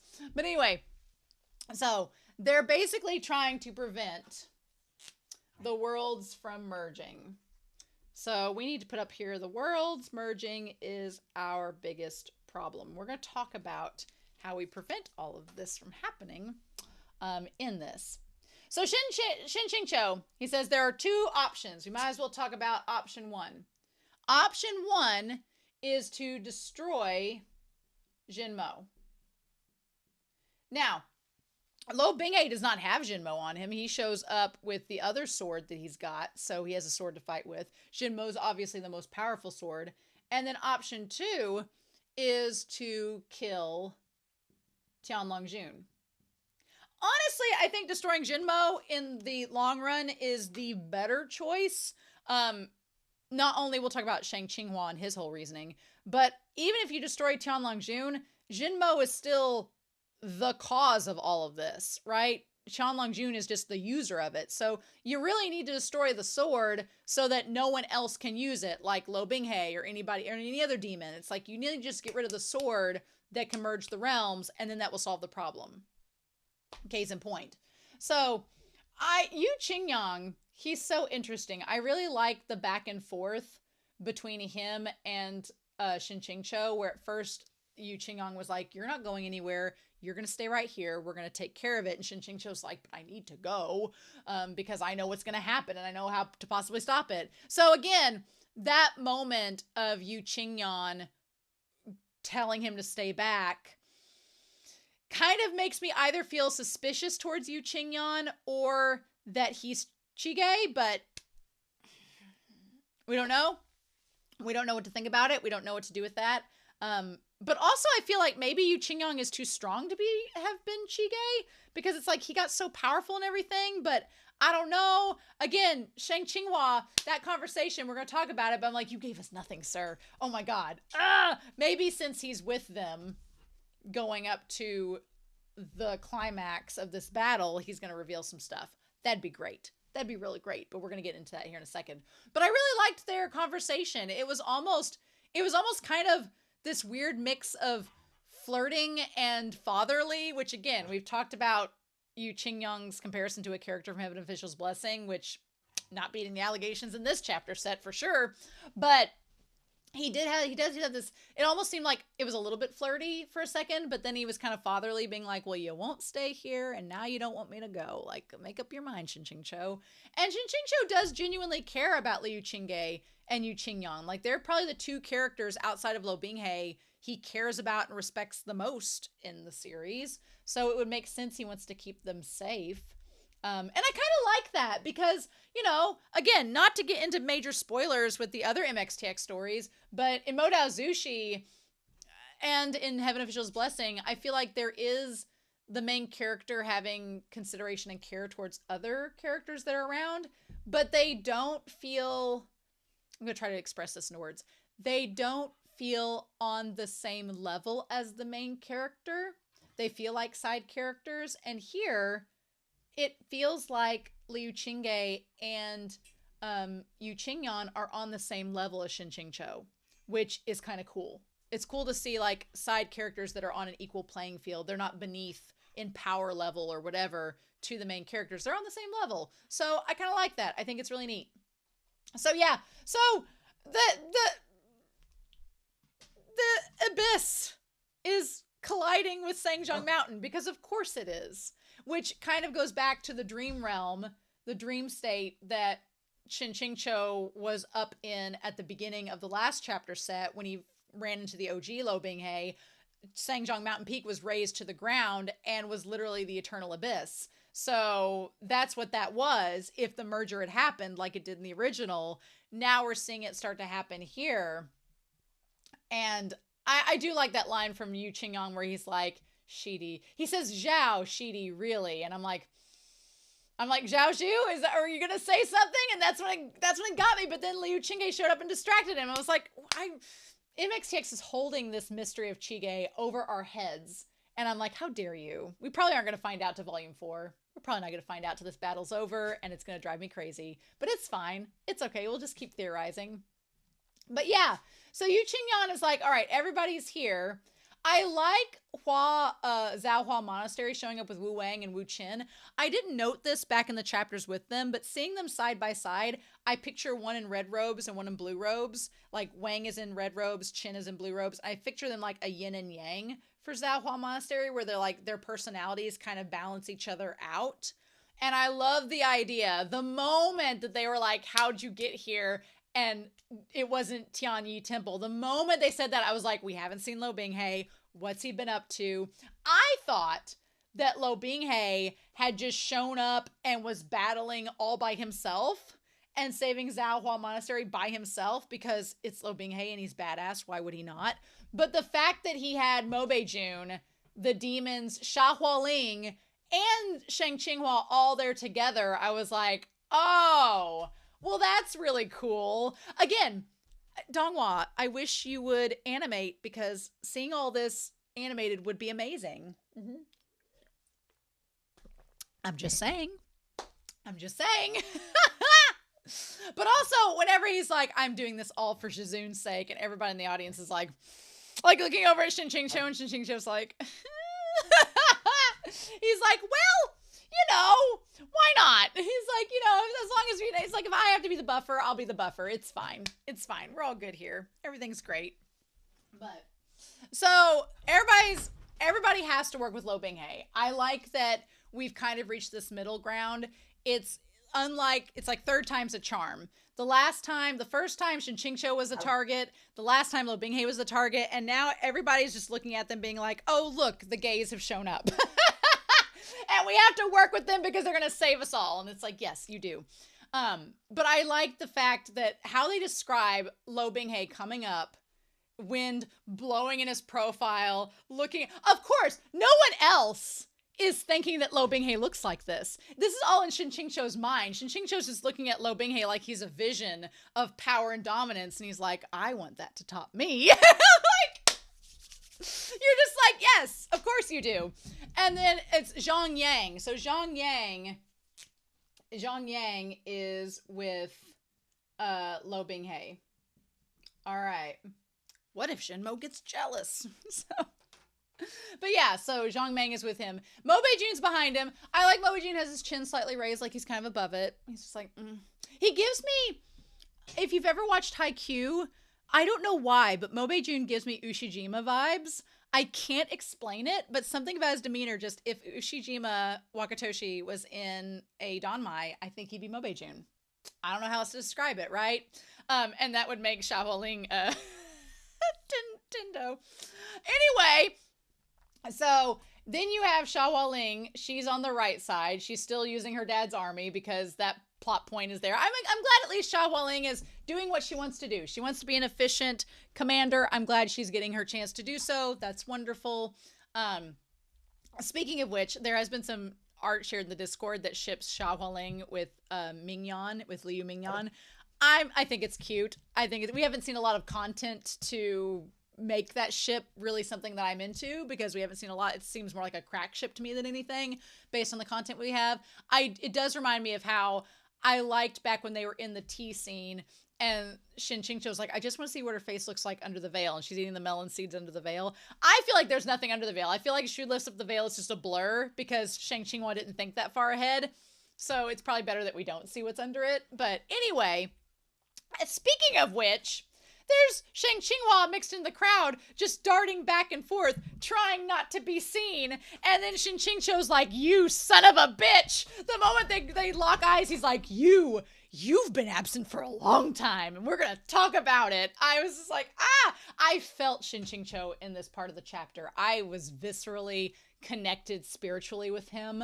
Yes. So Lo Binghe is like cutting through the crowd, and he's like, all right, we're going to have to, enemy of my enemy is my friend. He's like, we don't want the merger, so let's all work together. I like Chi is like glaring at Shen QingQiu. Her expression like that of someone who resented his uselessness. Like, she's just like, Shen QingQiu, what are you doing? And then she's like, of a parent upset with their child's boyfriend. So interestingly enough, it X'd out daughter there. I could only think of two things. I was like, is she viewing like Shen QingQiu as her child, and then daughter's X'd out because it's not Mingyan? That part was a little confusing for me, and I figure people in the comments will clarify that. I was like, is she viewing Shen QingQiu as her child, or was she viewing him as Mingyan's boyfriend that she's disappointed with? Anyway, so Lo Binghe tries so hard to make it to where it doesn't seem like they just saw each other the night before. He's like, Shizun, we haven't seen each other in so long. I've missed you dearly. And I was like, oh my God. And Shen QingQiu's like, we just saw each other. But Lo Binghe's trying to help you out, Shen QingQiu. He's trying to help you by making it seem like you haven't just seen each other. I'm like, come on now. But he's like, you know what? We need our strength to work together. And everybody's like, okay. And so I like you, Qingyan is kind of like,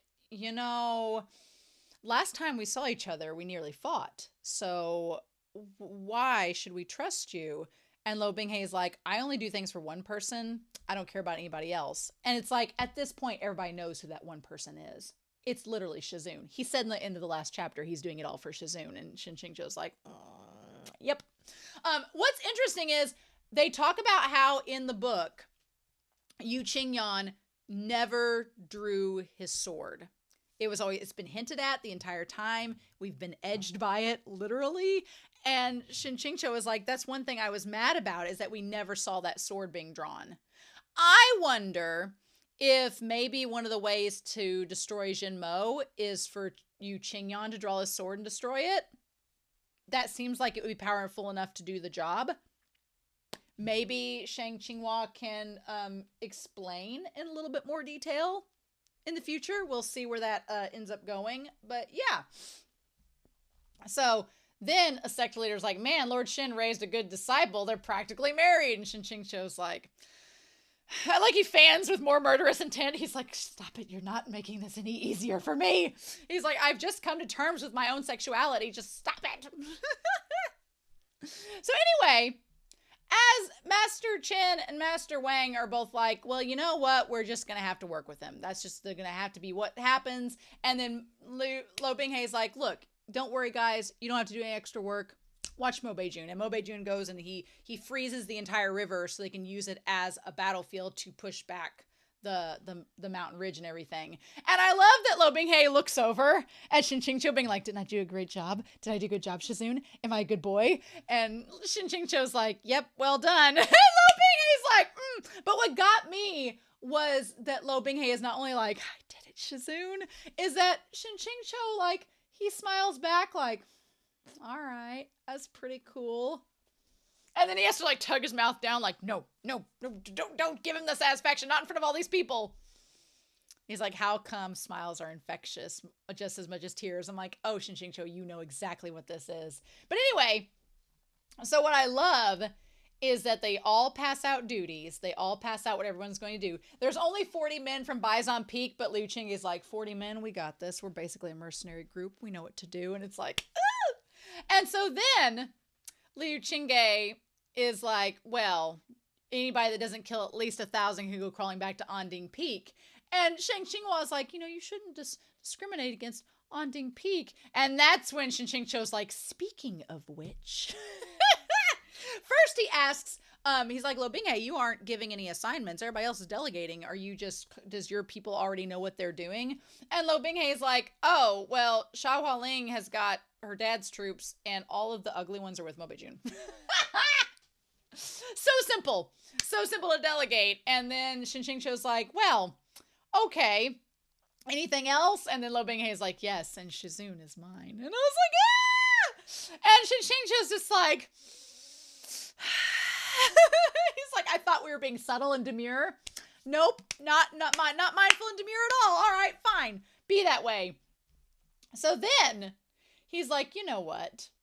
Shen QingQiu's like, actually, now that we're here, and since Lo Binghei is being as shameless as possible, I need to go have a quick word with Airplane Shooting Towards the Sky. I love that he just drags him, lugging a dead pig behind the tree. At any time that Shen QingQiu and Shang Qinghua, aka Airplane Shooting Towards the Sky, have any moments together, I live. I am so giddy. I am so happy because it's literally like the two meta characters that know what's going on, talking to one another.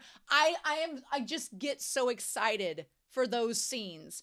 And then when he's like, why aren't you dead yet?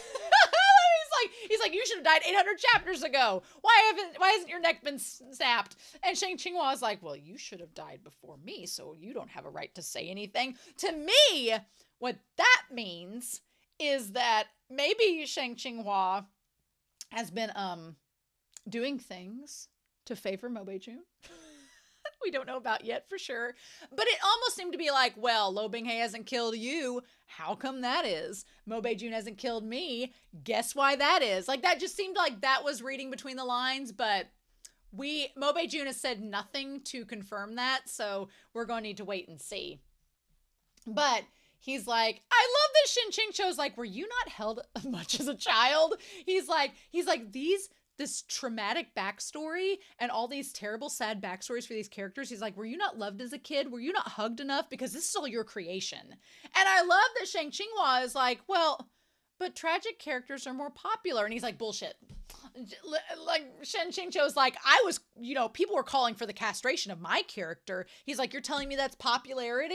And he's like, oh, well, he's like, that's because I axed the backstory. Shang Qinghua's like, that's because I got rid of your tragic backstory. Otherwise, you would have been popular. Look at Lo Binghei. He was popular. And Shen QingQiu saying that he had the gall to use Lo Binghei as an example.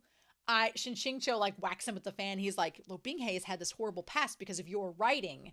He's like, how much do you like this trope? And then I love that he thinks of all the terrible things that Lo Binghei has been through. And he's like, this is all your fault, Airplane Shooting Towards the Sky, for writing it this way. And then that's when Shang Qinghua looks at him and he's like, oh. He's like, oh, you feel so much for Lo Binghei and what I put him through. He's like, I thought that you'd be the type to firmly stand your ground and not be distressed. And then he says, I always thought that you were straight.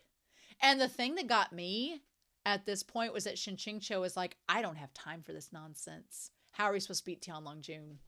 Like, Shen QingQiu is not denying that he's gay. He's not denying it. He's not even acknowledging his thing. He's like, which also I'm like, Shen QingQiu, what does that say about you? That, you know, he was assuming the readers wouldn't care because they wouldn't be into Lo Binghe. And I'm like, oh my God. And then Shen QingQiu's like, nope, how do we beat him? And so then Shen QingQiu says, don't beat him. And he's like, don't you find him pitiful? And I'm like, what? He's like, to tell the truth, I don't know how to beat him. I never finished those details in the outline.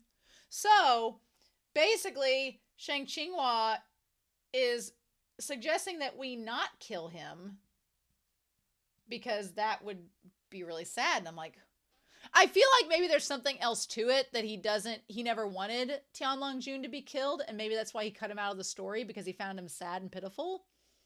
I don't know. I'm like, Shen QingQiu, airplane shooting towards the sky. Did you have a bad experience with a woman and you took it all out on Tianlongjun?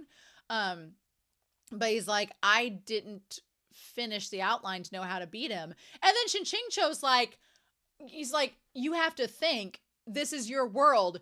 You are the outline. I like that Shen QingQiu is like, you're the key to fixing the story because you're the author. He's like, you have a lot of power you're not exercising. And that's when Lo Binghe shows up and he's like, yeah, we've got to go. And Shen QingQiu's like, oh, okay, we're going to go. And airplane shooting towards the sky is coming with us. And of course, Shen QingQiu is like, no, spare me. And he's like, nope, we're going, all of us together. And I'm like, oh my God. I love it. So anyway, I love this moment where Shen QingQiu, he's like, if he asks his disciples to kill 1,000, then you have to be a role model and kill 10,000. And I'm like, and he's like, oh, you're not concerned? And he's like, well, Yu Qingyan will be there too. I almost wonder maybe Liu Qingge and Yu Qingyan can be a couple. Maybe they can be like the two that survived and had their own like little affair. I would like that. I feel bad because, like I said last week, if Liu Qingge or Yu Qingyan turn out to be Chige, well, it's like, that's all well and good, but we know Lo Binghe is with Shen QingQiu, so I don't want them to feel alone. So maybe the two of them could be together. They could go right off together, you know, Liu Qingge fighting and being all tsundere and Yu Qingyan with his giant massive sword. I think it could work out for everyone. I don't know. Anyway, of course Lo Binghe is like, let me fly with you. I loved this moment where Lo Binghe is like, where Shen QingQiu's like, do you not have a sword? Why do we have to fly together? And he's like, Lo Binghe had been this badass demon lord for a hot second. And then he's like, well, I've used too much demonic chi and not enough spiritual energy, so I've kind of forgotten how to fly a sword. I'm like, oh my God, bitch, what? It's so funny. I'm like, are you serious? Oh my God. But yeah, so then Shen QingQiu's like, fine, get on. So they show up. And then Lo Binghe, I love that he reaches out and grabs his hand. And at first Shen QingQiu was like, you're holding my hand in front of all these people? Like, oh, we're a couple. And so he's like, And then Lo Binghe is like, why are you afraid? They need our help, so they're not going to say anything. The shame. But I kind of like that because it's sort of like, oh, you're going to push off the gay agenda? Well, you actually need us to survive. So what now, bitch? Like, I love it. I love it so much. This chapter set was everything I needed. And we're leading up to this battle, which I assume we have 4 chapters left. So this battle will probably take up most of volume 4 or most of volume 3. And then volume 4 will be the aftermath. But although I will say volume 4 is the biggest volume, it looks like, of all. So are we having lots of extras and spicy after stories? I don't know, but I guess we'll find out. So I'm super excited. Next week, we'll be looking at chapter 78 and 79, pages 269 to 304, 79, 89, 99. So yeah, like 35 pages, not quite 40, but enough. And so I'm super excited. I hope you all are too, but I'm excited to hear your comments down below. I hope you all have a wonderful week. Please stay safe, take care, and yeah, I'll be back real soon with more of Scum Villain's self-saving system. Bye.